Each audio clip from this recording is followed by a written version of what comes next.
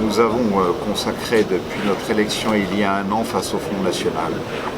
une hausse importante, près de 5% de notre soutien à la filière agricole. En relation avec Claude Rossignol, le président de la Chambre régionale d'agriculture, avec les 6 présidents de chaque département, avec la FNSEA en général, notamment sur la filière des fruits et légumes.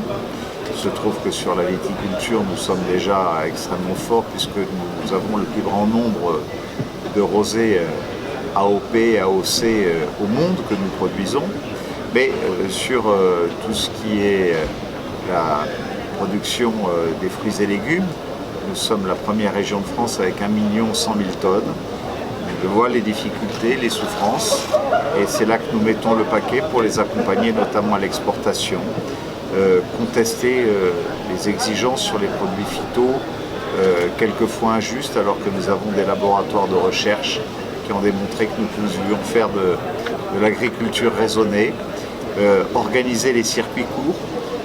J'ai mis en place un Small Business Act, notamment pour que dans les 183 lycées de la région, nous passions nos commandes directes avec les producteurs locaux,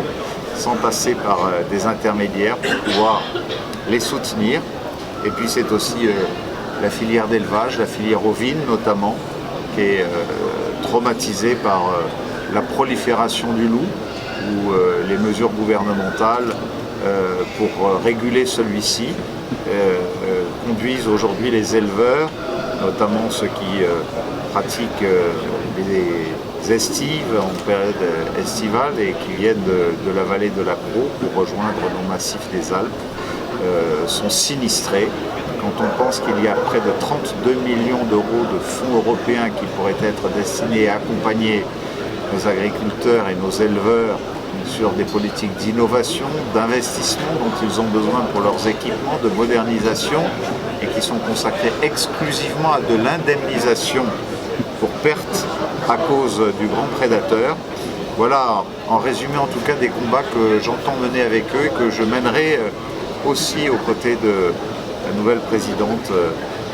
nationale, Madame Lambert, de toutes mes forces, en pensée pour un grand président qui a été Xavier Belin.